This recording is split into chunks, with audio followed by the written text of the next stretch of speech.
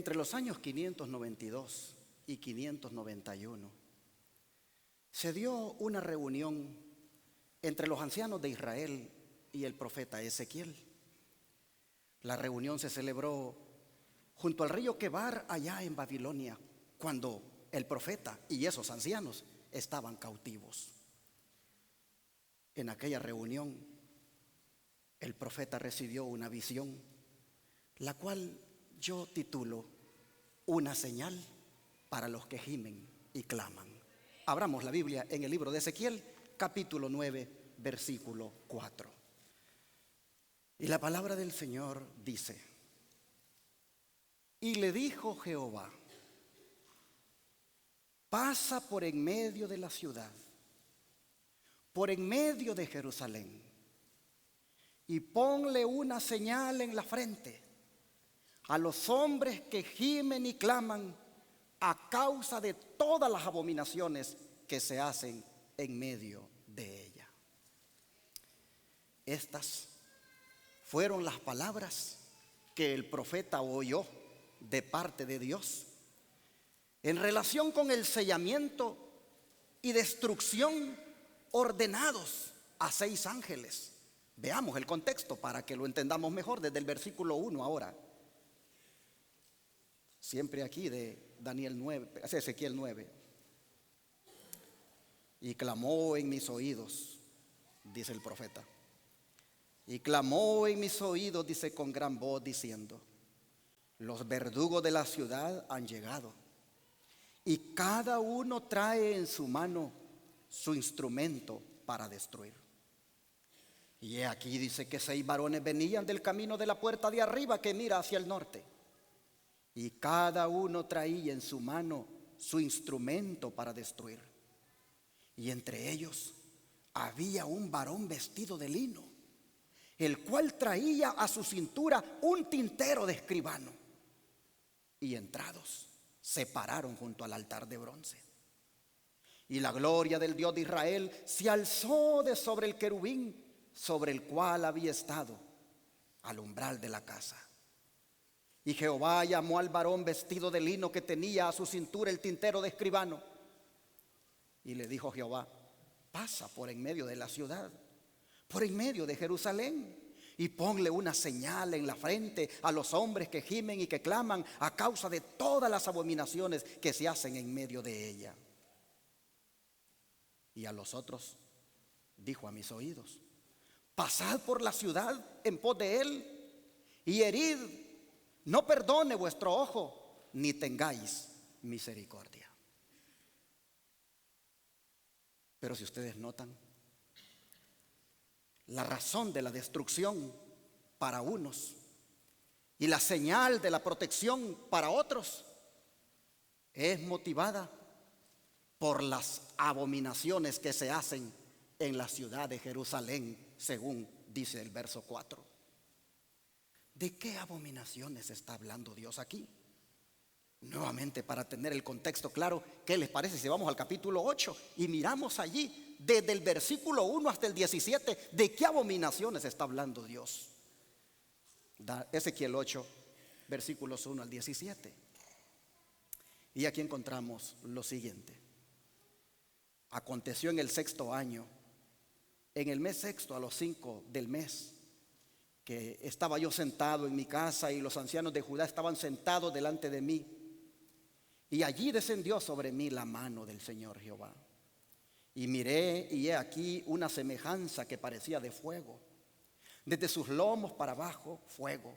Y desde sus lomos para arriba, parecía como resplandor, como el color ámbar. Y aquella semejanza extendió la mano y me tomó por las guedejas de mi cabeza. Y el Espíritu me alzó entre el cielo y la tierra, y me llevó en visiones de Dios a Jerusalén, a la entrada de la puerta de adentro, que mira hacia el norte, donde estaba la habitación de la imagen del celo, la que hacía celar.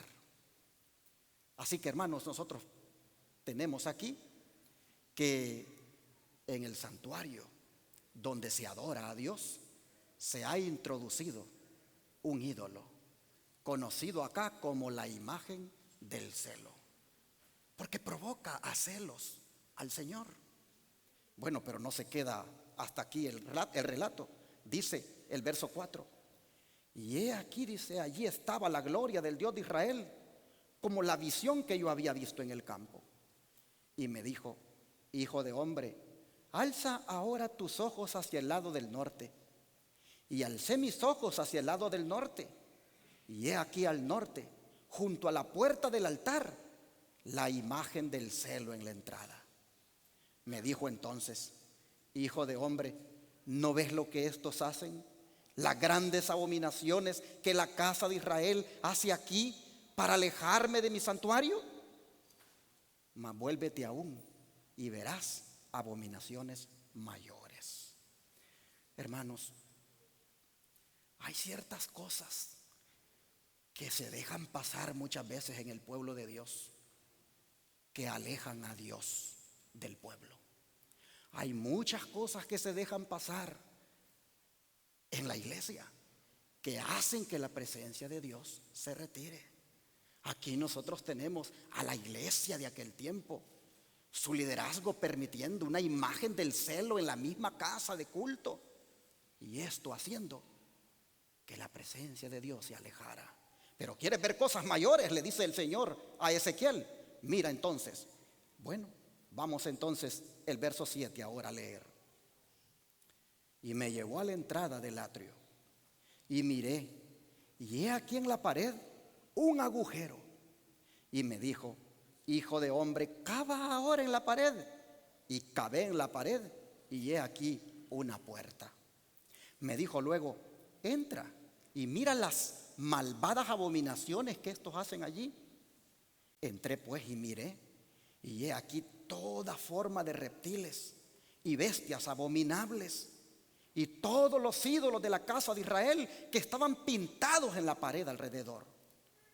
Y delante de ellos estaban 70 varones de los ancianos de la casa de Israel. Y Hazanías, hijo de Safán, estaba en medio de ellos, cada uno con su incensario en su mano, y subía una espesa nube de incienso. Y me dijo: hijo de hombre, ¿has visto las cosas que los ancianos de la casa de Israel hacen en tinieblas? Cada uno en sus cámaras de imágenes pintadas.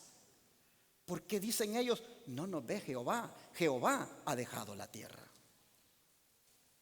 Bueno, aquí nosotros entonces tenemos a ancianos de iglesia, líderes de la iglesia, ministros del pueblo de Dios, haciendo algunas cosas ocultas al pueblo, haciendo actos idólatras en el mismo santuario, en algunas de las recámaras.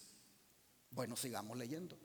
Me dijo después, verso 13: vuélvete aún y vas a ver abominaciones mayores que hacen estos. Y me llevó a la entrada de la puerta de la casa de Jehová, que está al norte, y he aquí mujeres que estaban allí sentadas endechando a Tamuz.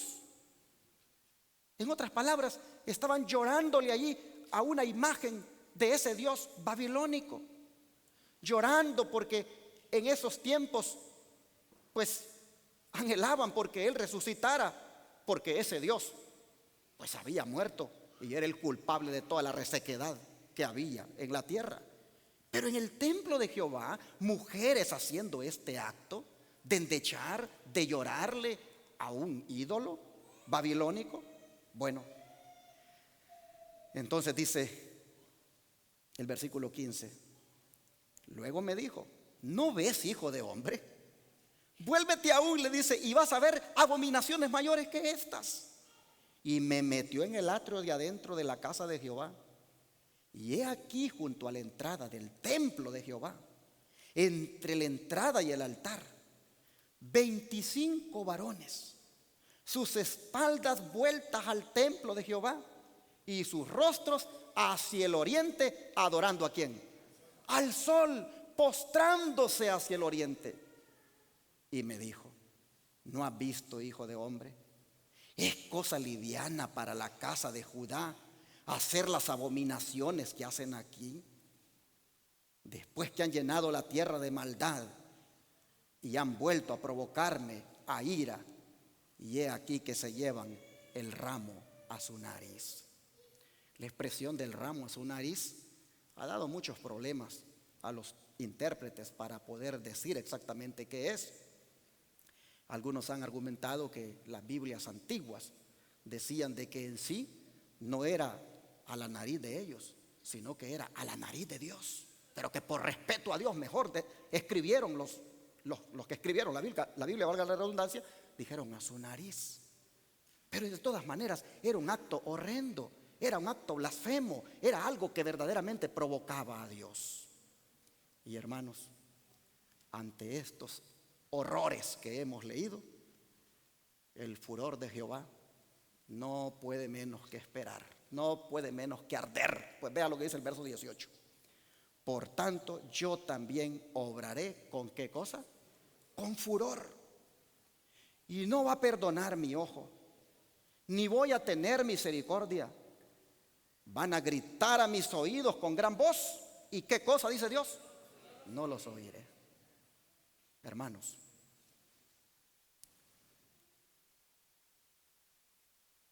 dice la palabra aquí, voy a obrar con furor. Voy a proceder, dice Dios, con furor. Y miren la manera como va a proceder. Capítulo 9 ahora vamos a leer desde el 5 hasta el 11. Miren la manera como Dios ordena que se proceda. Después que le dijo al varón con tintero de escribano que le pusiera la señal en la frente a los hombres que gemían y clamaban, le dijo a los otros 5, porque eran 6 varones, le dijo a los otros 5 versículos 5 al 11 del capítulo 9. Y a los otros dijo a mis oídos, pasad por la ciudad en pos de él. ¿En pos de quién? En pos del que va poniendo el sello, del que va poniendo la señal. Váyanse detrás de él y maten.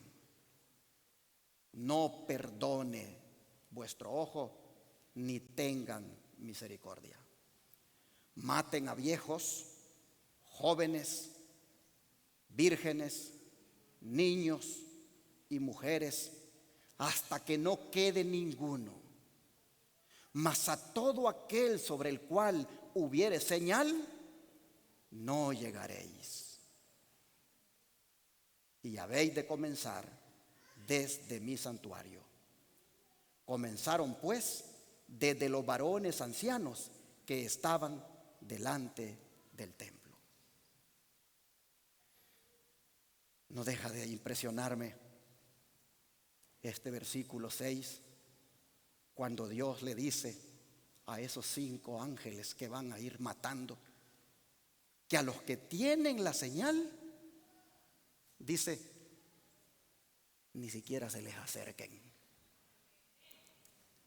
A los que tienen esa señal que el ángel con tintero de escribano ha ido colocando, no deja de impresionarme, porque Dios dice, a esos no les lleguen. Otras Biblias dicen, a esos no se les acerquen. Y esto me hace recordar una experiencia que tuve hace muchos años.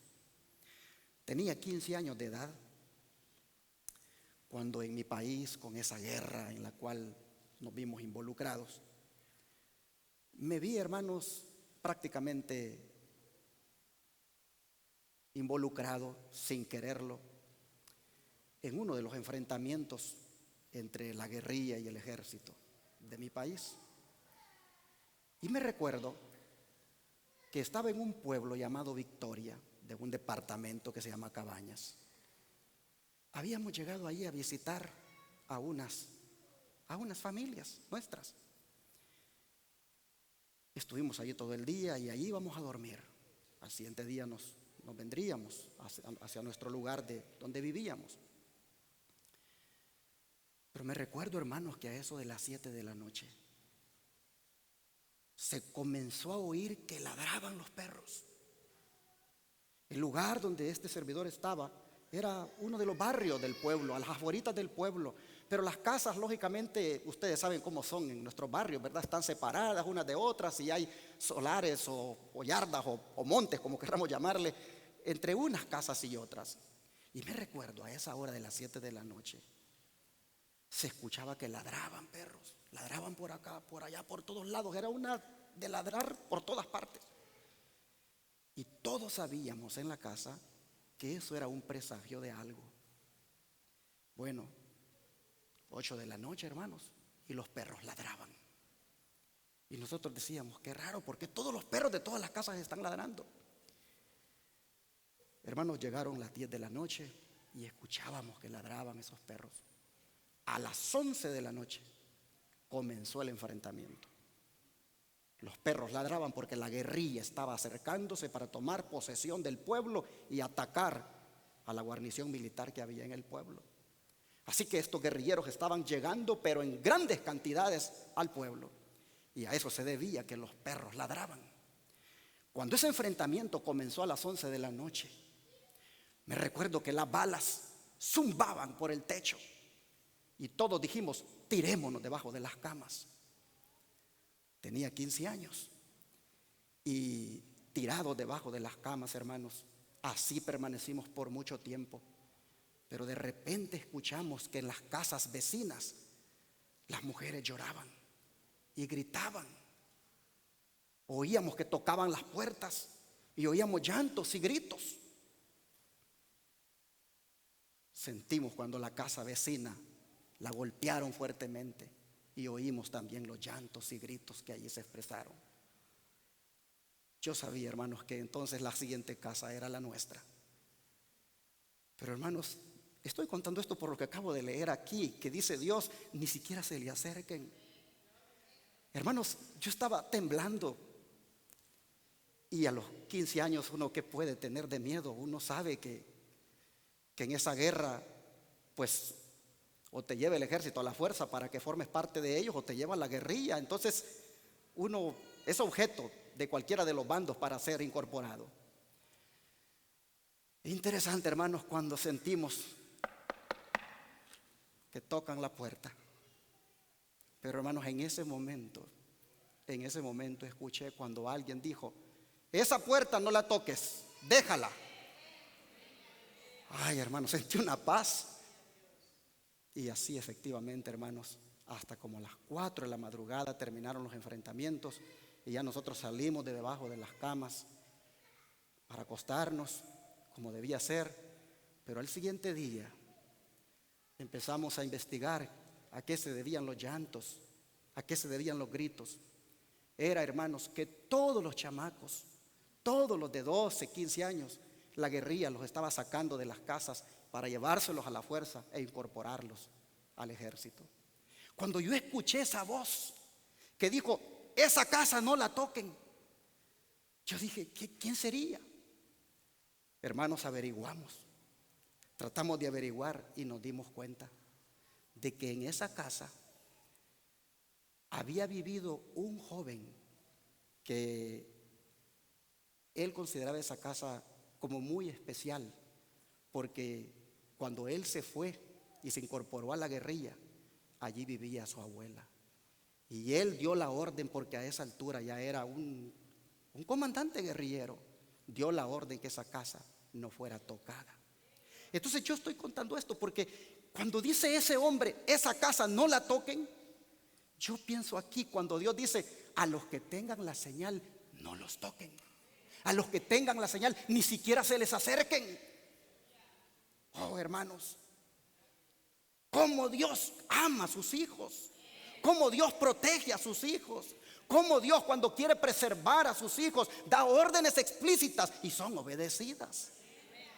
Bueno, sigamos leyendo, porque eso nada más era como un comentario para decirles lo que yo viví cuando estaba estudiando esto. Bueno, dice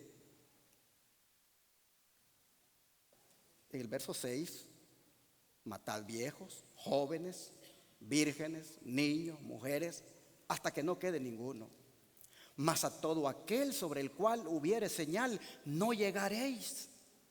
Y habéis de comenzar, ¿desde dónde, hermanos? ¿A dónde tenía que comenzar la matanza? En el santuario. Comenzaron pues, dice, desde los varones ancianos que estaban delante del templo. O sea, ¿quiénes fueron los primeros objetos de la matanza? Los líderes. Esto de ser anciano de iglesia, de ser pastor, no es una cosa, hermanos, que sea tan fácil. Aquí vamos a ser los primeros a los cuales vamos a dar cuenta a nuestro Dios.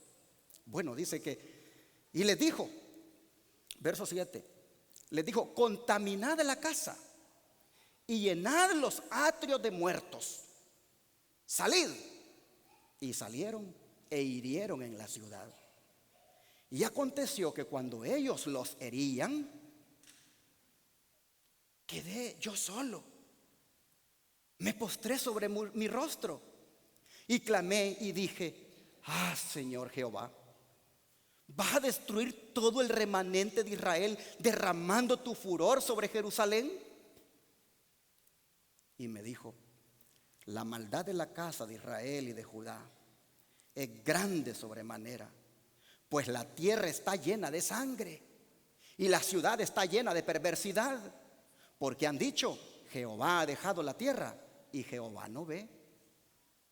Así también yo, mi ojo no perdonará, ni tendré misericordia, sino que haré recaer el camino de ellos sobre su cabeza.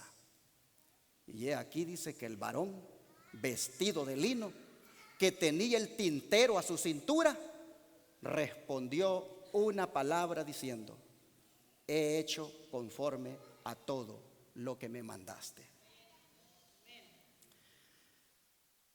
Hermanos, es uno de los capítulos más solemnes que contiene la Biblia. Sobre todo porque tiene mucho que ver con cada uno de nosotros. Y es posible que usted diga: ¿cómo así?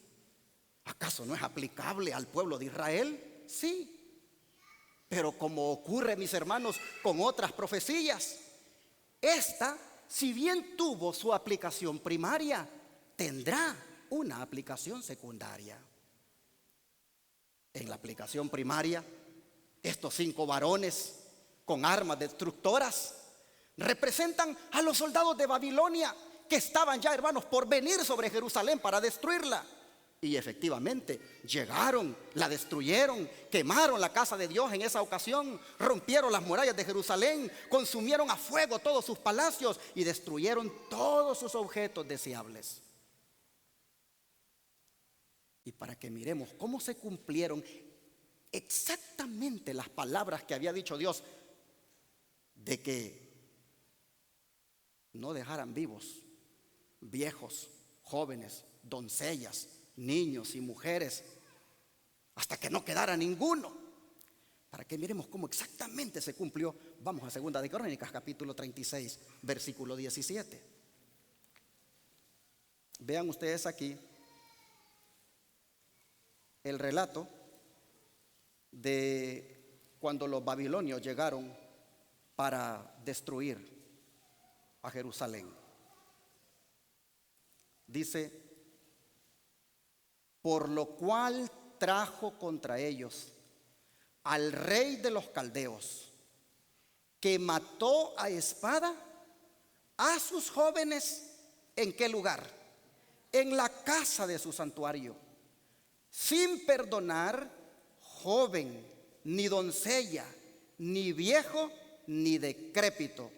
Todos los entregó en sus manos.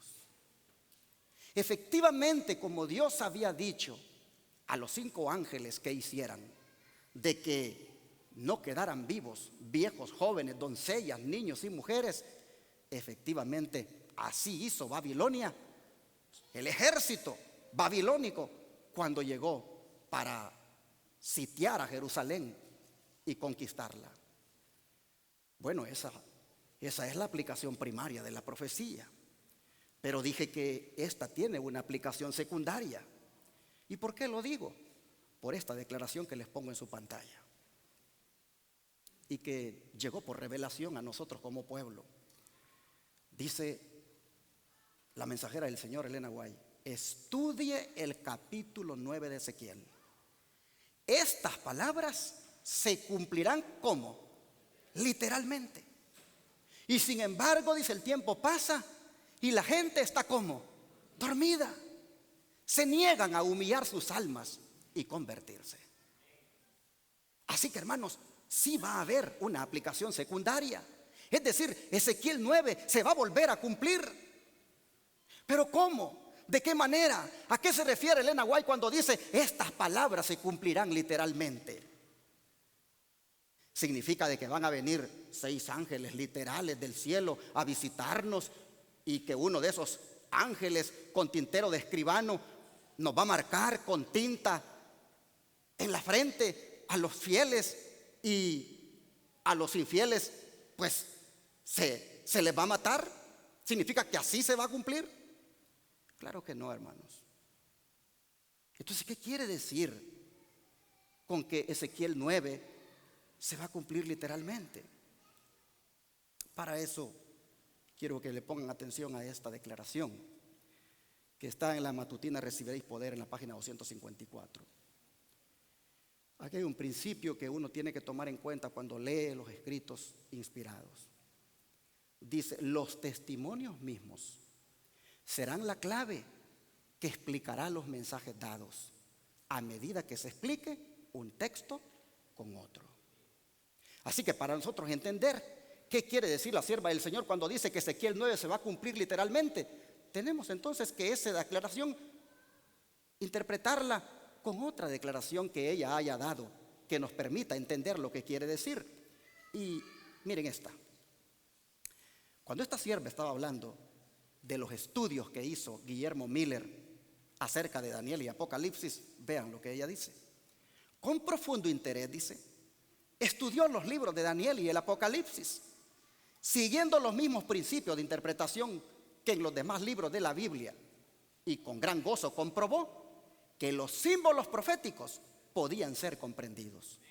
Vio que en la medida en que se habían cumplido las profecías, lo habían hecho como literalmente, que todas las diferentes figuras, metáforas, parábolas, similitudes, etcétera, o estaban explicadas en su contexto inmediato, o los términos en que estaban expresadas eran definidos en otros pasajes, y que cuando eran así explicados debían ser entendidos literalmente.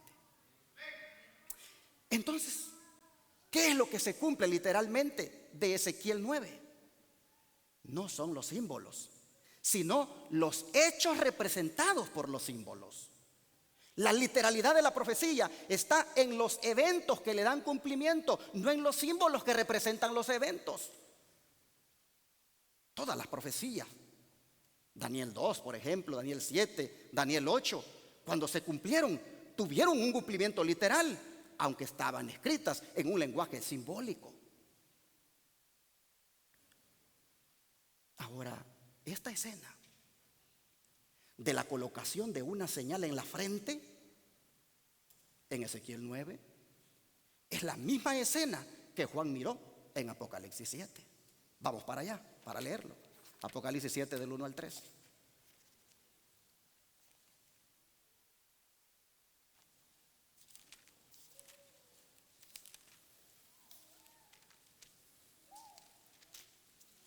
Y aquí encontramos las escrituras diciéndonos: y después de estas cosas vi 4 ángeles en pie sobre los 4 ángulos de la tierra, deteniendo los 4 vientos de la tierra, para que no soplara viento sobre la tierra, ni sobre el mar, ni sobre ningún árbol.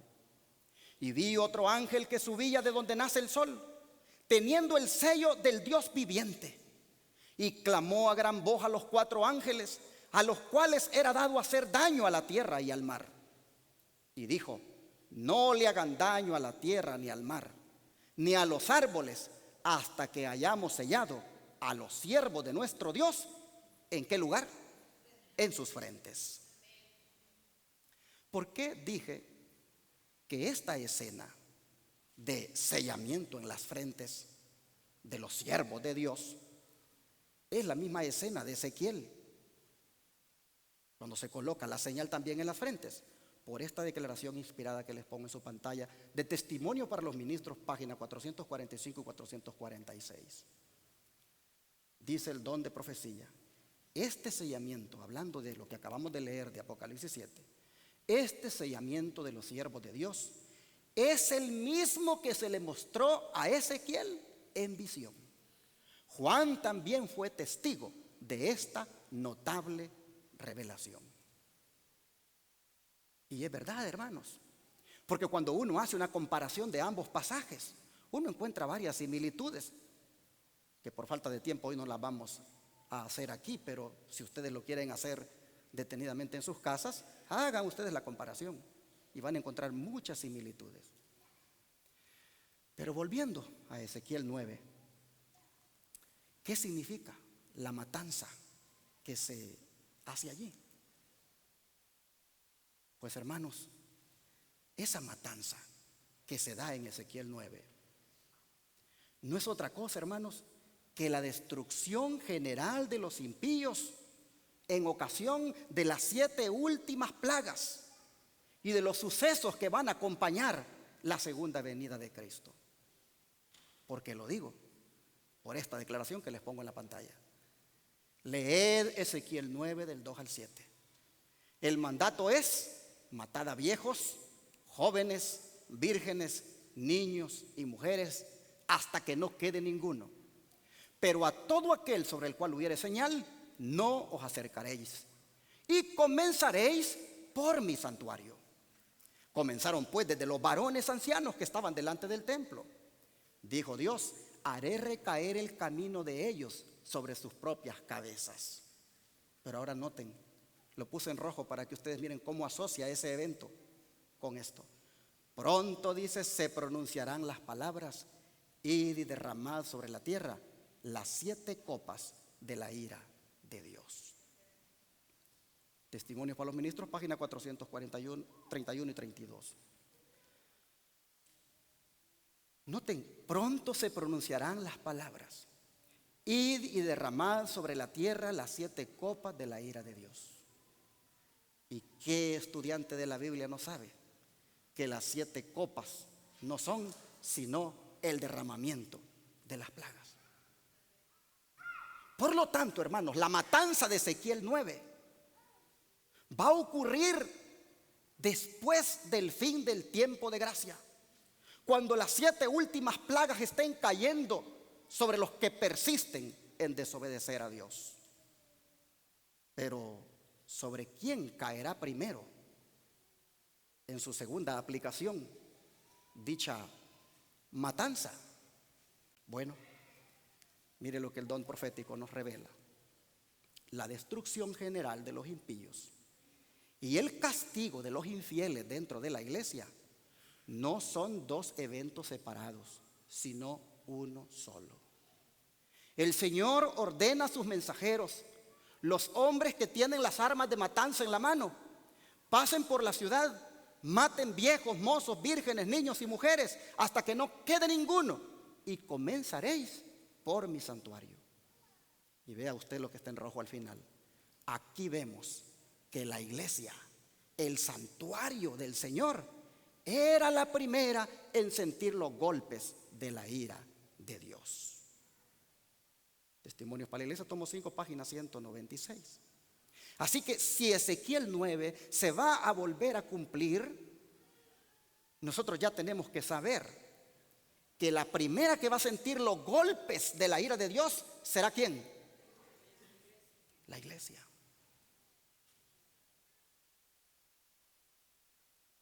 Y Ezequiel se afligió tanto que le dijo a Dios: vas a destruir, le dijo, a todo el remanente de Israel.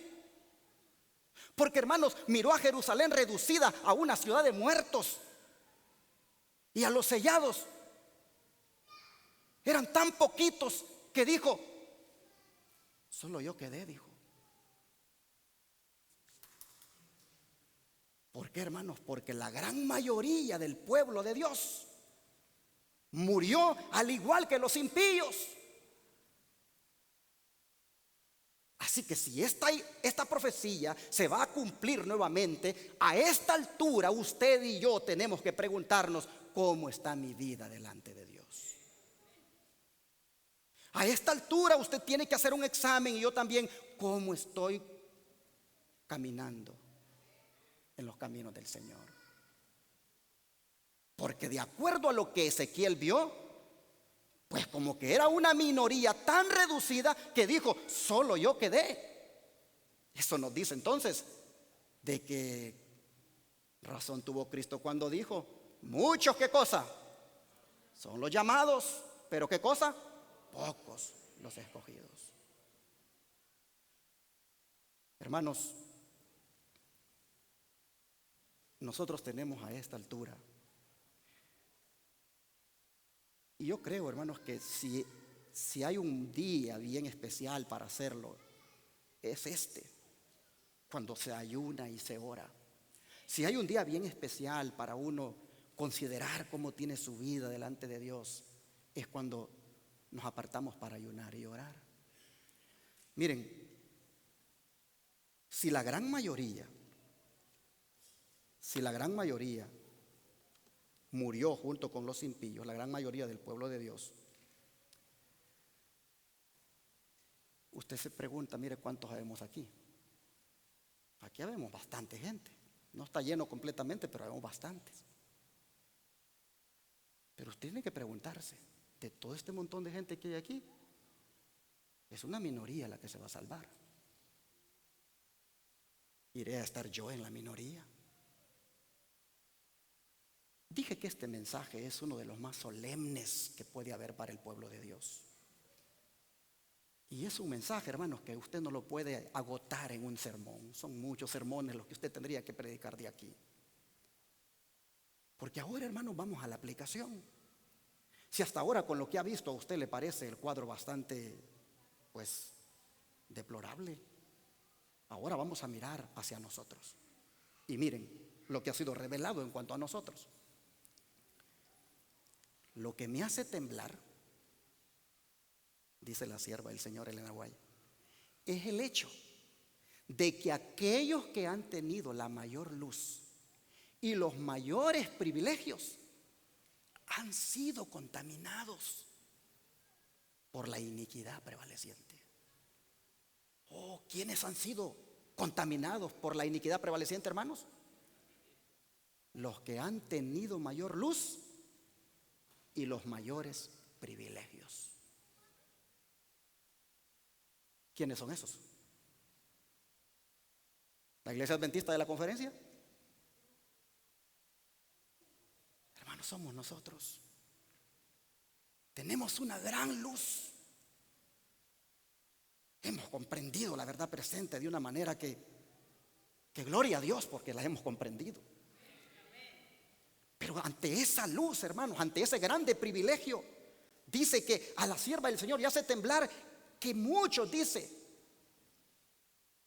de esos que han tenido gran luz, mayor privilegio, también han sido contaminados por la iniquidad prevaleciente. Y este es el momento, hermanos, para que empecemos a mirar. ¿Y qué es lo que me ha contaminado a mí? ¿Cuál es la iniquidad que prevalece afuera y que también está corroyéndome a mí? Dice, bajo la influencia de los injustos que los rodean, muchos, aún dentro de los que profesan la verdad, se han, ¿qué cosa? Enfriado.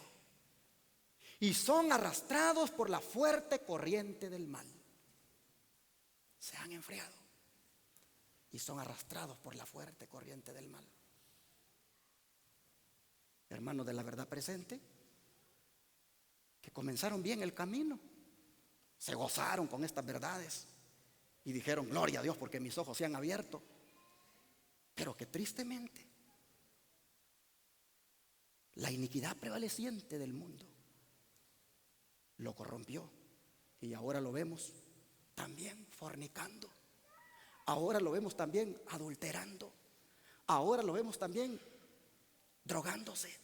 Ahora lo vemos también bebiendo cerveza.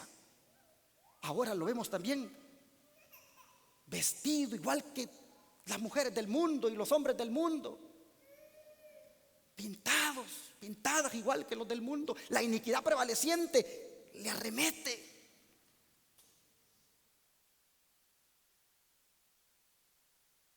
Dice, el desprecio universal en que se tiene la verdadera piedad y santidad induce a los que no se relacionan estrechamente con Dios a perder la reverencia a su ley.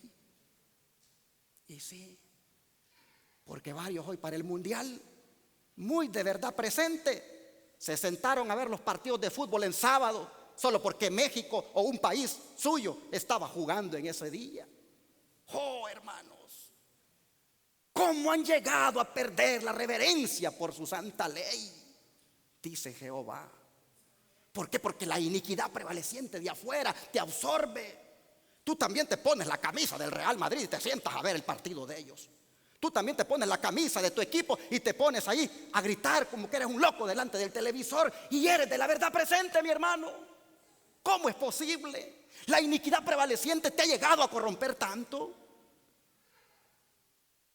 Mire lo que sigue diciendo. Si estuvieran siguiendo la luz y obedeciendo de todo corazón la verdad, esta santa ley les parecería aún más preciosa cuando tanto se la desprecia y desecha.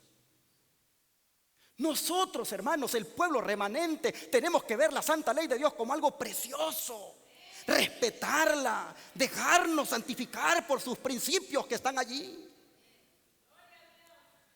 Dice, a medida que la falta de respeto por la ley de Dios se vuelve más manifiesta, se hace más distinta la línea de demarcación entre sus observadores y el mundo. El amor hacia los preceptos divinos aumenta en una clase de personas en la medida en que en otra clase aumenta el desprecio hacia ellos.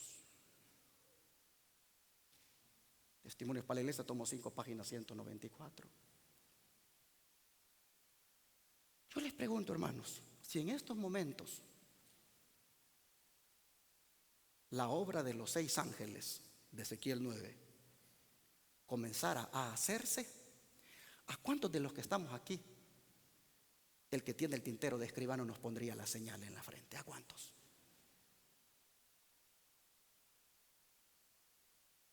Tenemos que pensar,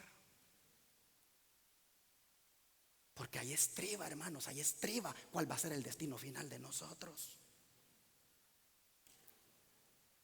Miren esta otra declaración. La crisis se está acercando rápidamente. Las cifras que suben velozmente demuestran que está por llegar el tiempo de la visitación de Dios. ¿Cuál tiempo de la visitación de Dios? El tiempo donde esos ángeles hacen esa obra. Miren, hablando de Dios, aunque le repugna castigar, castigará sin embargo y lo hará pronto, prestamente. Los que andan en la luz verán señales de un peligro inminente, pero no han de permanecer sentados en tranquila y despreocupada espera de la ruina, consolándose con la creencia de que Dios protegerá a su pueblo en el día de la visitación. Lejos de eso, deben comprender que es su deber trabajar diligentemente para salvar a otros, esperando en Dios con fe vigorosa para obtener ayuda. Pues la oración del justo, obrando eficazmente, ¿qué cosa? Puede mucho. Yo les pregunto, ¿qué fue lo que lo salvó en la matanza de Ezequiel 9? ¿Qué fue lo que lo salvó a aquella minoría? Sí, pero ¿por qué se les puso la señal? Oh, hermanos, ahí está, miren. Lo que hizo la diferencia fue la oración, hermanos. Mire lo que dice esta sierva. La oración, dice, del justo, obrando eficazmente, puede mucho. Pregunto, ¿pudo mucho la oración con aquella minoría en los días de Ezequiel? Sí.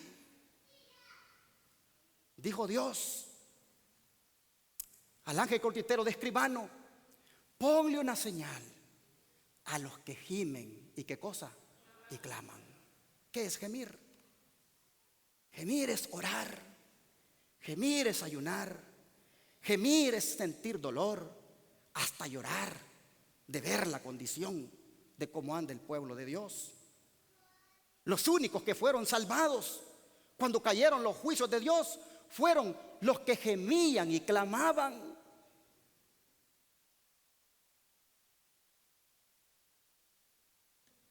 Hermanos y hermanas, estamos viviendo en el tiempo cuando tenemos nosotros que gemir y clamar al Señor.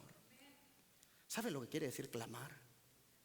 Que al mismo tiempo que gimen, al mismo tiempo que oran, al mismo tiempo, hermanos, predican el mensaje de advertencia. Nosotros como pueblo estamos llamados no solo a gemir, no solo a orar, sino también a clamar, a predicar las verdades, a amonestar, a exhortar.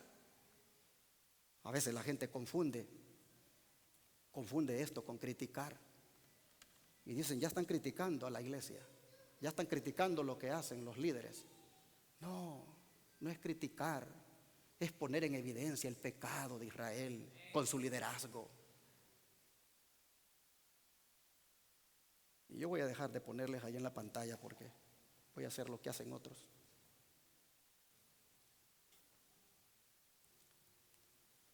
Voy a leer aquí de este libro, Testimonios para la Iglesia, tomo 5. Voy a leer aquí en la página 195, porque ahora miren lo que he revelado en relación con los que gimen y claman. Hay que ponerle atención a esto. La levadura de la piedad no ha perdido todo su poder.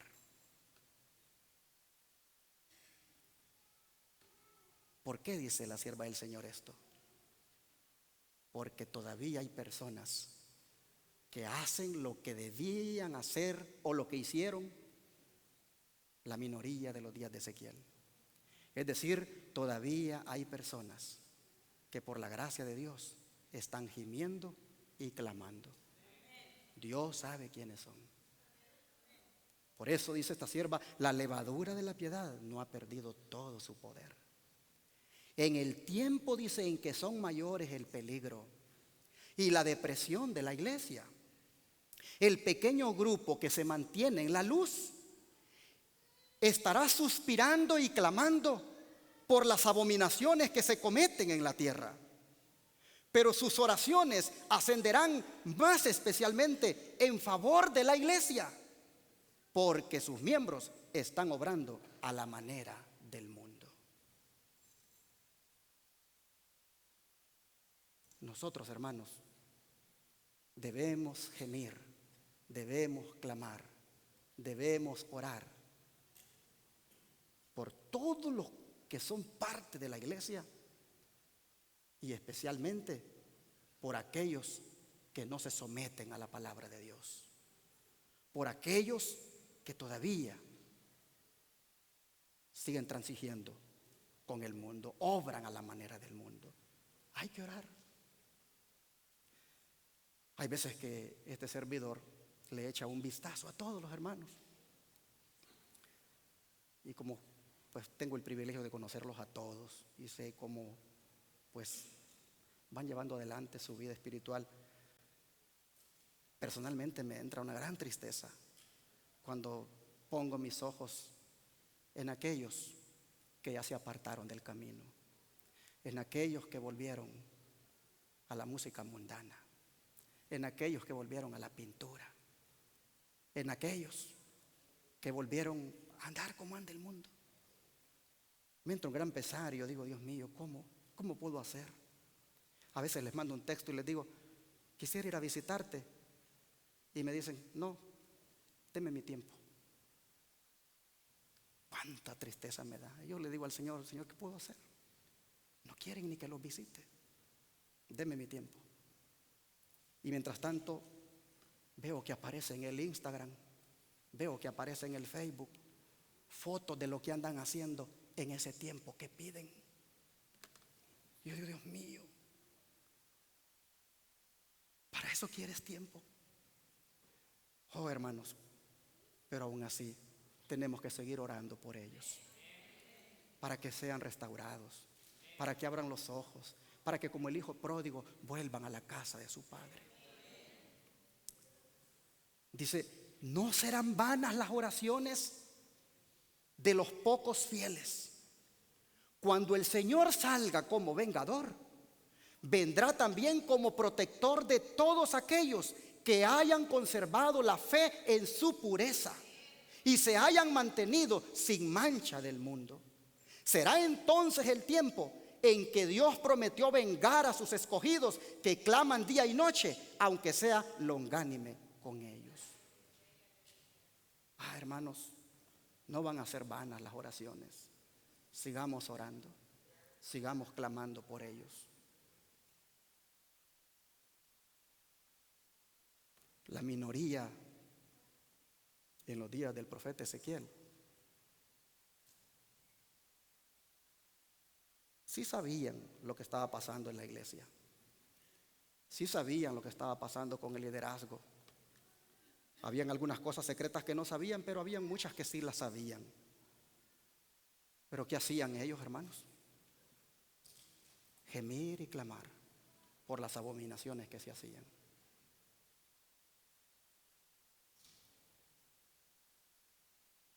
Lamentablemente, aunque oraron y clamaron, según el profeta nos cuenta, solo él quedó. Porque aunque se oró y se clamó, esa gente no quiso entender, no quiso reflexionar, no quiso recapacitar y simplemente siguieron en su forma de vivir.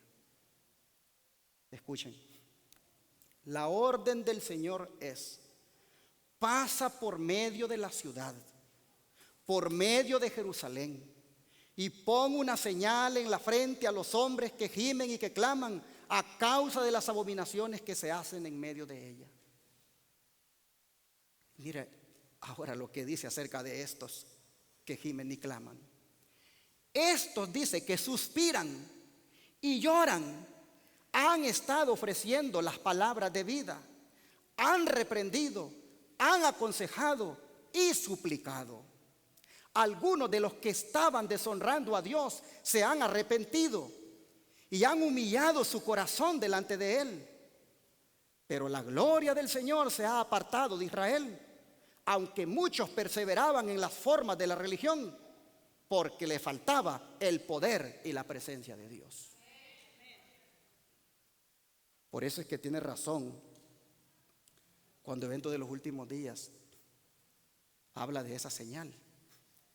Porque lo primero que puede venir a la mente de muchos es que esa señal que se pone, ya que es lo mismo que sucede en Apocalipsis 7, lo que puede venir a la mente de muchos es que pues es el sábado, porque se nos ha enseñado y efectivamente el sábado aparece en las Escrituras como el sello de Dios. Pero hermano, cuando a nosotros nos dicen de que el sábado es el sello de Dios, nos están diciendo una verdad, pero es una verdad a medias. Porque el sábado en sí no es el sello que coloca el varón con tintero de escribano, ni el que se coloca en Apocalipsis 7. La señal o el sello que se coloca, hermanos, allí es ¿qué cosa? Afianzamiento en la verdad hecho por el poder del Espíritu Santo. Mire, escuche lo que dice aquí, Evento de los Últimos Días, página 186. Tan pronto como el pueblo de Dios sea sellado en su frente.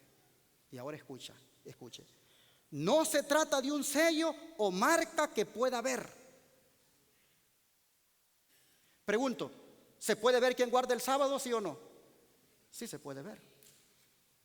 Así que si creemos que el sábado es el sello del cual estamos hablando aquí, no es el sábado, porque dice, no se trata de un sello o marca que se pueda ver, sino un afianzamiento en la verdad, tanto intelectual como espiritualmente. Y aquí quiero detenerme, porque yo creo que afianzados en la verdad, intelectualmente, la gran mayoría está. Es más, somos muy hábiles para defender la verdad. Somos muy expertos en predicar la verdad. Intelectualmente nosotros hemos comprendido toda la verdad. Sin embargo, está diciendo aquí que este sello es un afianzamiento en la verdad tanto intelectual como como espiritual. Y yo creo que allí es donde está el problema, hermanos. ¿Cuántos verdaderamente nos hemos afianzado en la verdad en términos espirituales? Cuando usted ya entra en ese tema del afianzamiento en la verdad en términos espirituales, usted va a llegar necesariamente hasta aquel punto donde dice que el cristiano en este tiempo debe reflejar el carácter de Dios. Y cuando está reflejando el carácter de Dios, entonces, según declaraciones inspiradas, es cuando el Señor viene y coloca esa señal que nadie puede ver, solo los ángeles. Afianzamiento en la verdad, hermanos, en términos espirituales. Es decir, que la verdad haga efecto en nosotros. Que la verdad no sea una teoría. Escuche, vuelvo a leer esta parte. No se trata de un sello o marca que se pueda ver, sino un afianzamiento en la verdad, tanto intelectual como espiritual. De modo que los sellados son inconmovibles. Y tan pronto como sea sellado y preparado para el zarandeo, este vendrá. Evento de los últimos días, página 186. Así que, mis hermanos, nosotros ahora debemos tener bien claro que si queremos sobrevivir cuando la matanza se dé, cuando los juicios de Dios caigan, si queremos sobrevivir, todos ya debemos disponernos para que pronto el Señor coloque esa señal en nosotros. Porque solo los que tengan la señal serán los que van a ser librados. No se trata solamente de estar en las formas de la religión, sino también disfrutar del poder y la presencia de Dios en nuestra vida. Y eso solo se obtiene cuando nosotros nos volcamos al estudio de las Sagradas Escrituras, cuando nos volcamos a la oración. Este día les convocamos a día de ayuno y oración.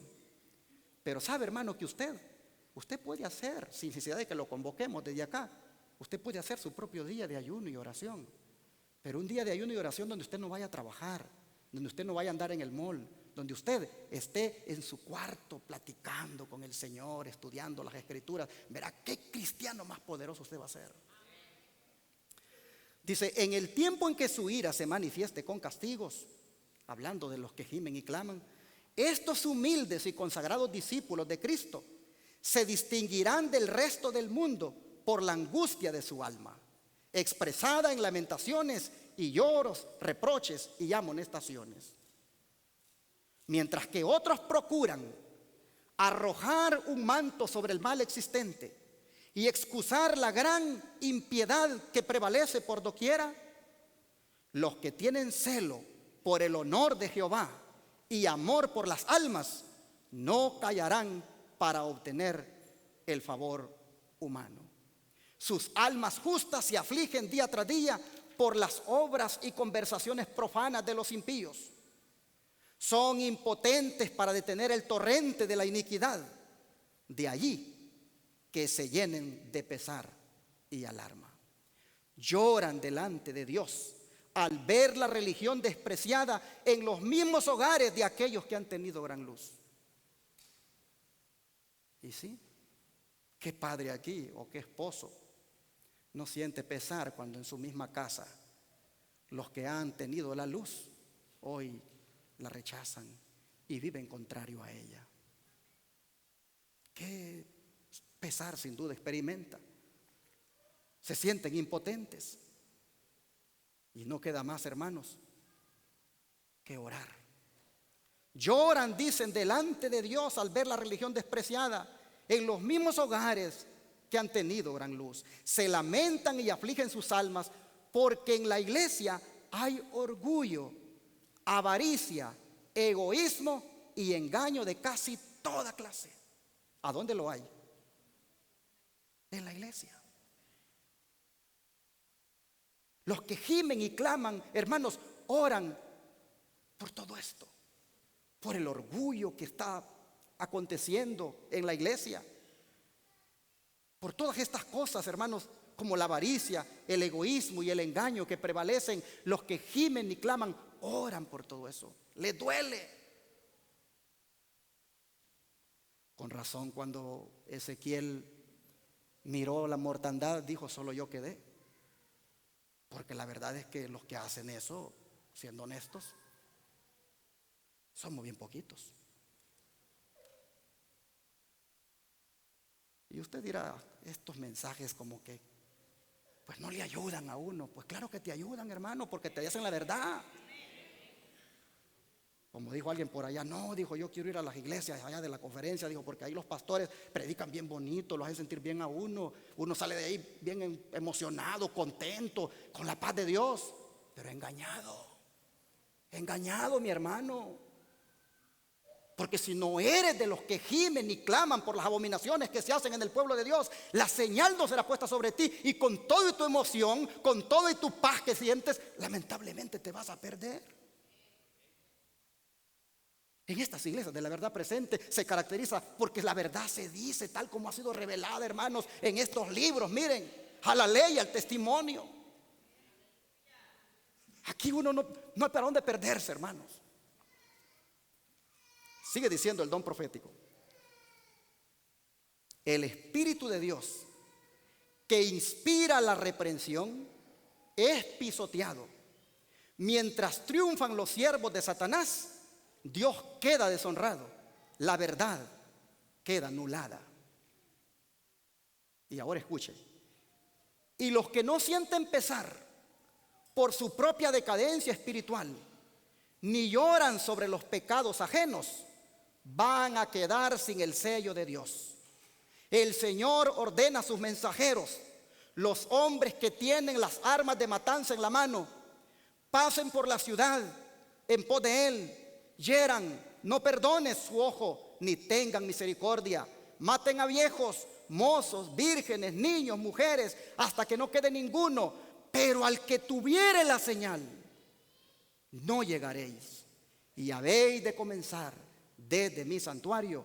Y comenzaron pues desde los varones ancianos que estaban delante del templo. Todos los pastores adventistas, todos los ancianos de iglesia, todos los que tenemos una posición de liderazgo, seremos los primeros, si no nos humillamos hoy, si no nos ponemos a cuentas con Dios, si no amonestamos al pueblo, seremos los primeros en recibir los golpes de los juicios de Dios. Aquí está hablando claro el Señor.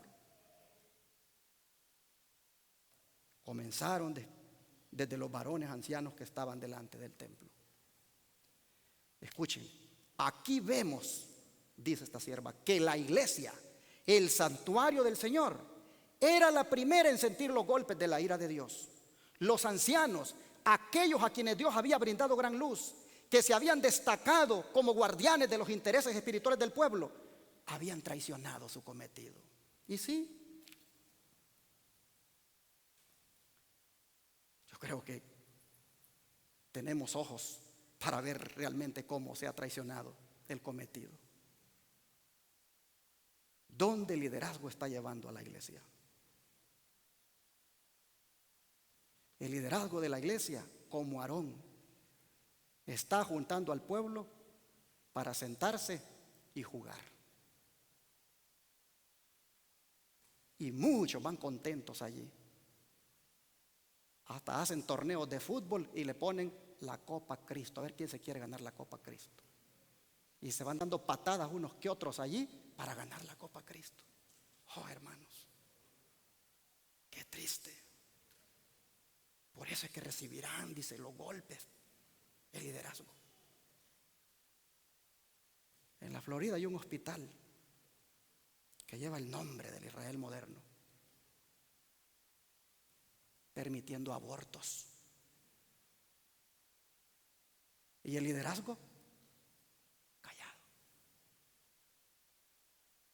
El liderazgo anda allí sentándose en el Vaticano, anda ahí haciendo, dice que festivales de libertad religiosa, pero no son otra cosa que eventos ecuménicos, siguiéndole la agenda al papado. Y el liderazgo anda por eso. Metió música contemporánea en vez de los himnos. Hermanos, hoy no se ha metido a la iglesia la imagen del celo así en forma de estructura. Se metió a la iglesia, hermanos, la idolatría de todas formas. Y a la gente se le está diciendo: somos el pueblo remanente y Dios vendrá por nosotros. No, no, no. Dios va a venir por los que gimen y claman por las abominaciones que se hacen en el pueblo de Dios. No nos engañemos. ¿Y qué significa eso de gemir y clamar? Significa, hermanos, consagración. Significa entrega. Significa apartar tiempo para buscar a Dios. Significa, hermanos, todos los días buscar al Señor de corazón. Significa hoy más que nunca estar metido en las cosas de Dios. A mí me da una gran tristeza cuando veo que ni siquiera el miércoles queremos venir a la iglesia. Pero somos el pueblo remanente y somos de los que nos vamos a salvar. Qué engañados. No hay sacrificio. Nadie se quiere sacrificar. Todo bajo el argumento de que estamos cansados, bajo la excusa que llegué tarde. No hacemos nada por buscar a donde estén 2 o 3 reunidos en su nombre. Y usted dirá: ¿me está juzgando? No, simplemente lo estoy exhortando, lo estoy amonestando en el nombre del Señor. Porque yo no quiero que usted sea engañado, ni yo tampoco, hermano. Busquemos a Dios. Pronto, dice, seremos visitados. La señal será colocada. Pero por los que gimen y claman, pero por los que no quieren ni venir a la iglesia, a los cultos. ¿Cómo, hermanos? Entiendo que algunos no podrán venir por falta de transportación o porque trabajan de noche. Pero los que pueden, hermanos, los que podemos, no venir simplemente porque estamos cansados. ¿Cómo podemos decir que somos de los que gemimos y clamamos? ¿Cómo podemos pretender que la señal sea colocada sobre nosotros? Por es que Ezequiel dijo: solo yo quedé, dijo. Sí, porque eran poquitos. Y por eso es que se dice que 144,000 serán los que estarán vivos. No serán muchos. Hermanos, mire lo que dice acerca de la iglesia. Los ancianos, dice, aquellos a quienes Dios había brindado gran luz, que se habían destacado como guardianes de los intereses espirituales del pueblo, habían traicionado su cometido. Habían asumido la actitud de que no necesitamos esperar milagros ni la señalada manifestación del poder de Dios como en tiempos anteriores. Los tiempos han cambiado. Estas palabras fortalecen su incredulidad y dicen: el Señor no hará bien ni mal.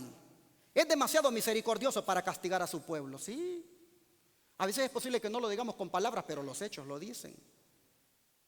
Así dice: el clamor de paz y seguridad es dado por hombres que no volverán a elevar la voz como trompeta para mostrar al pueblo de Dios sus transgresiones y a la casa de Jacob sus pecados. Estos perros mudos que no quieren ladrar, estos son los que van a sentir la justa venganza de un Dios ofendido. Hombres, jóvenes y niños, todos, dice, perecen juntos. No, yo cuando leo estas cosas, hermanos, yo no sé ustedes, pero a mí me da un gran pesar. Empezando por mi familia.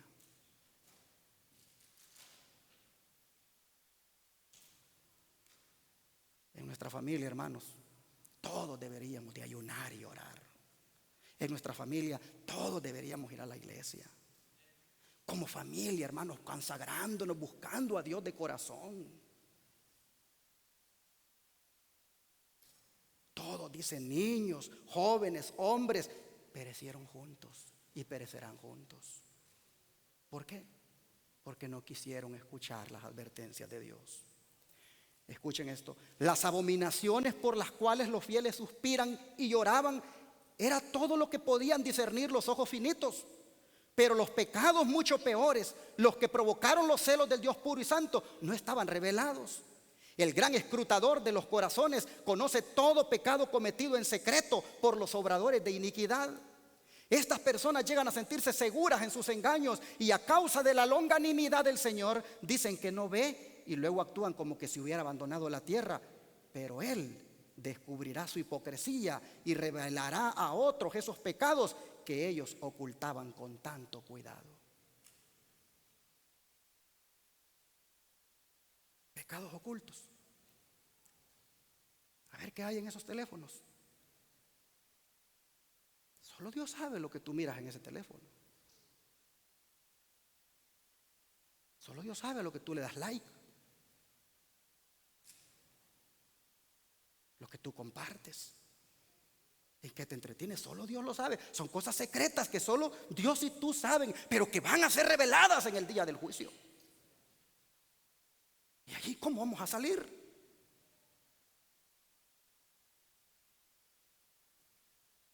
Ninguna superioridad, dice, de jerarquía, dignidad o sabiduría humana, ningún cargo sagrado impedirán a estos hombres que sacrifiquen los principios cuando sean abandonados a su propio corazón engañoso. Los que fueron considerados como dignos y justos resultan ser los caudillos de la apostasía y dan ejemplos de indiferencia y abuso de la misericordia de Dios. Ya no tolerará él su conducta impía, y en su ira obra con ellos sin misericordia. Hermanos ancianos y pastores que puedan estar oyendo, yo sé que hay muchos pastores que siguen mis temas de la verdad presente. Este es el momento de preguntarnos, ¿dónde vamos a quedar nosotros?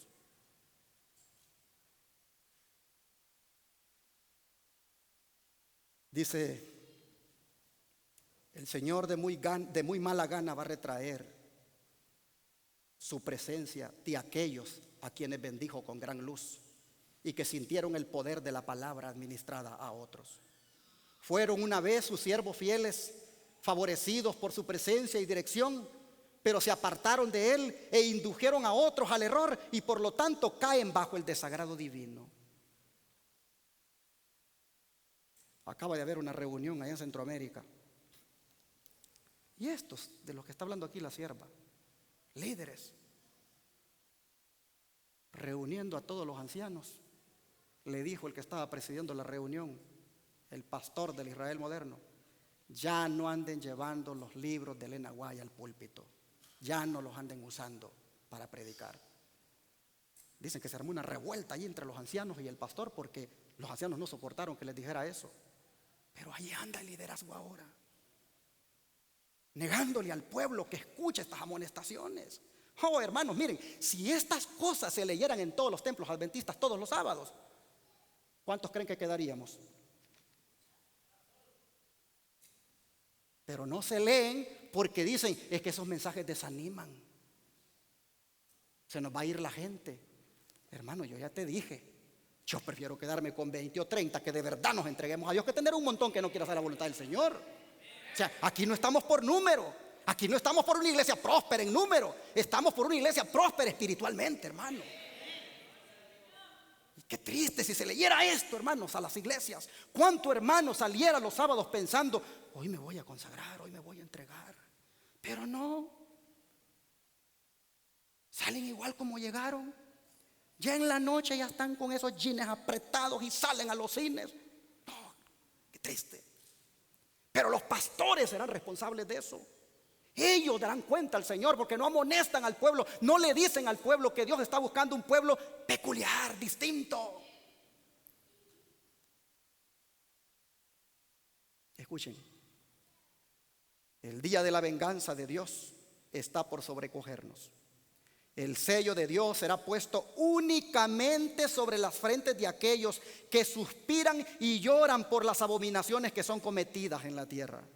Los que simpatizan con el mundo, comen y beben con los borrachos, serán destruidos con los que hacen iniquidad. Porque los ojos del Señor están sobre los justos y atentos sus oídos al clamor de ellos.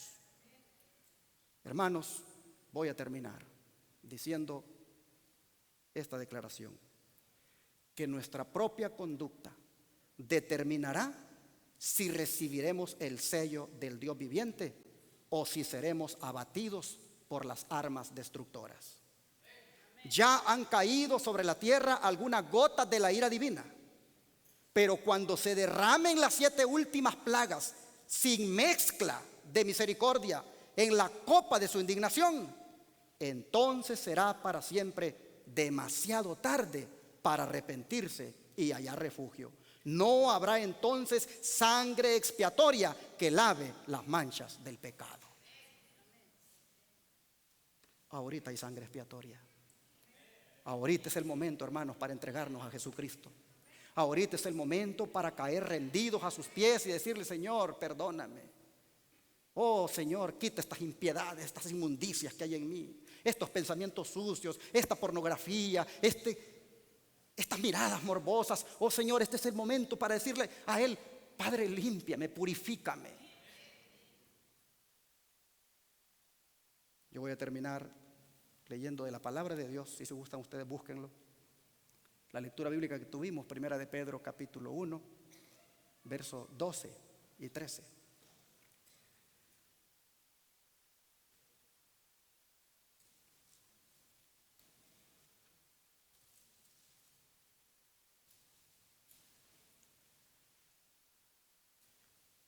Y aquí dice la palabra: porque los ojos del Señor están sobre los justos y sus oídos atentos a sus oraciones, pero el rostro del Señor está contra aquellos que hacen el mal. Y el 13 dice: ¿y quién es aquel que os podrá dañar si vosotros seguís el bien? Hermanos y hermanas,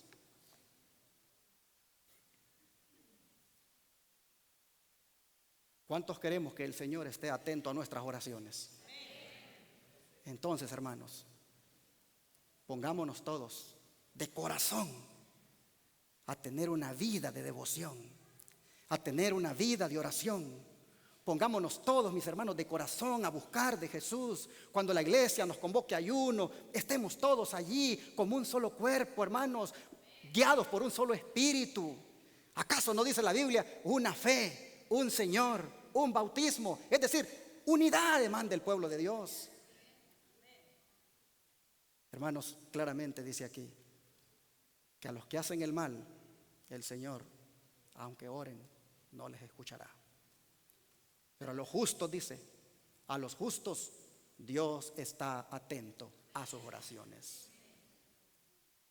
Hermanos, quiero decirles que si bien es cierto este mensaje, pues incomoda y lo hace ver a uno que está mal. Si bien es cierto, esto es así. Como dice la mensajera del Señor en otra parte, no necesitamos desesperar. No necesitamos desesperar, porque si ahora nos rendimos a Jesucristo, Él nos levanta. La Biblia dice que Él tiene poder para levantar al caído.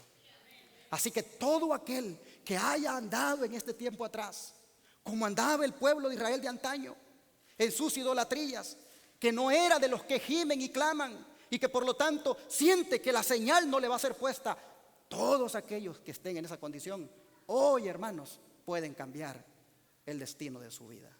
Hoy pueden hacer la diferencia. Hoy Dios dice: ríndanse a mí, volveos a mí, dice, y yo me volveré a vosotros. ¿Por qué moriréis? Dice, oh casa de Israel. ¿Por qué? Si yo quiero colocar esa señal en ti para que cuando pasen los exterminadores ni siquiera te toquen, ¿por qué no quieres? Hermanos, Dios ha sido bueno con nosotros esta mañana y nos ha dicho qué se necesita para ser preservados cuando los juicios de Dios caigan. Nos ha dicho que lo que se necesita es que gimamos y clamemos por las abominaciones de otros y por las mismas de nosotros, y que apartándonos de ellas estemos listos para que la señal sea colocada.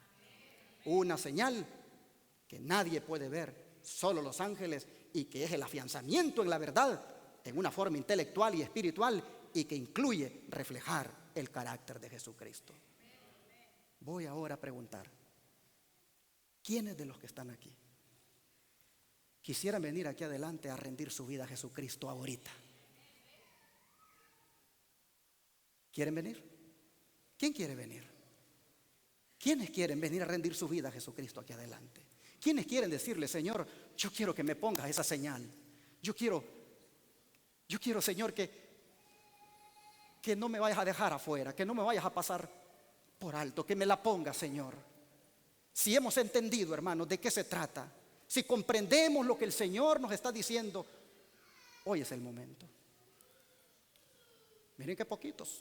Por eso dice que Ezequiel dijo, solo yo quedé, dijo Ezequiel, porque no se mueve la gente. La gente, yo no sé, quieren ver que Dios se los venga a decir. Hermanos, Dios se lo dijo ya en su santa palabra. ¿Por qué es tan duro de corazón, mi hermano? ¿Por qué no se rinde a Jesús? Oh, hermanos, el Señor está esperando de nosotros una rendición completa y total. Pronto seremos visitados y solo los que tengan la señal serán librados. Los que gimen y claman, esos serán librados. Ponte a gemir y clamar. Clama y gime por tus hijos. Clama y gime por tu esposa, por tu esposo. Clama y gime por ti mismo, hermano, para que Dios coloque esa señal sobre ti. Dice la Biblia, si oyeres hoy su voz, ¿qué cosa? No endurezcáis tu corazón.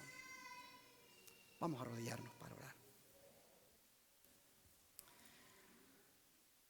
Querido Padre,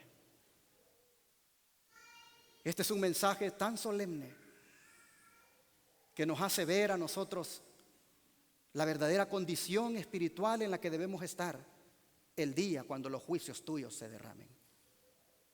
Cuán solemne ha sido, Señor, escuchar de tu palabra que solo los que gimen y clamen por las abominaciones que se hacen recibirán tu señal. Esa señal de aprobación, esa señal de protección, esa señal de redención. Padre, te suplicamos que nos perdones por la dureza de nuestro corazón. Que nos perdones, Señor, porque cuántas veces has estado llamándonos a que busquemos esta consagración y nos hemos negado. Cuántas veces, Señor, ha prevalecido en nosotros el orgullo. Cuántas veces ha prevalecido en nosotros los gustos por lo mundanal. Oh Padre, cómo has hablado ahora de claro y nos has dicho que la suerte que entonces correremos será la misma de los impíos, a menos que hoy hagamos una decisión. Así que, Padre, míranos aquí. Estamos arrodillados, reconociendo nuestro pecado, admitiendo, Señor, que hemos hecho lo malo delante de tus ojos, reconociendo, Padre, que no hemos andado como tú quieres. Oh Dios, te pedimos ahora que con tu manto de justicia cubras nuestra vida, que tú, oh Señor, nos limpies de todo pecado, que nos hagas, Señor, limpios delante de tus ojos por la sangre de Jesús.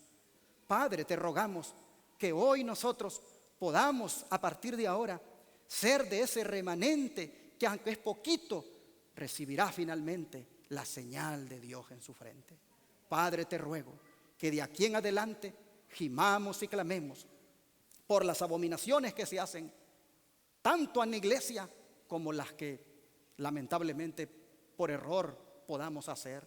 Por favor, Dios, te rogamos que nosotros seamos de esa minoría, de ese pueblo que entiende qué clase de gente tú vienes a buscar.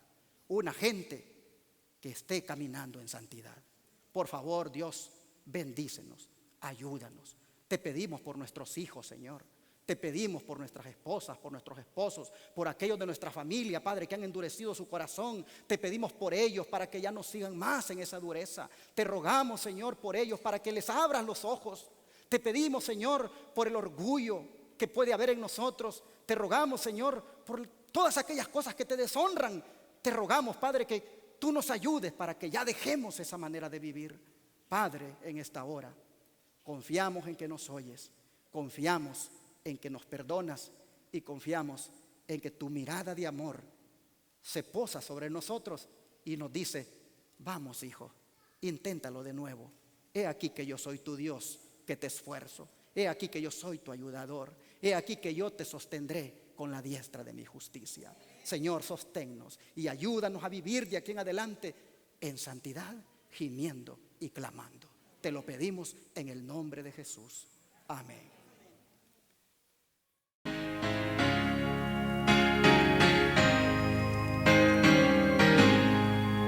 Al Señor mi petición, pues en mi senda infiel sea por agua o en crisol, oh límpiame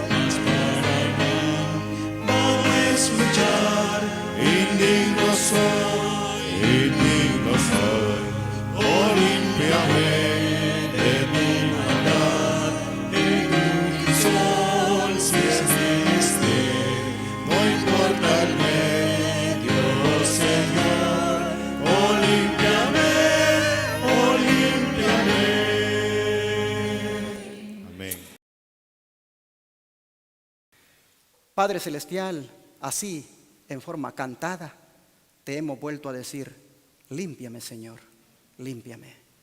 Te ruego, Señor, de que el mensaje finalmente termine con esta nota de esperanza, con esta nota de que hay poder en la sangre de Cristo para limpiar. De manera, Señor, que te ruego que todos aquí, sin caer en desesperación por la condición, Señor, solamente nos humillemos hoy y dejemos que tu Espíritu nos guíe. Gracias, Señor, por tu exhortación, por tu palabra, y así, Señor, queremos mantenernos hasta el día glorioso de tu venida. Te lo rogamos en el nombre de Jesús. Amén.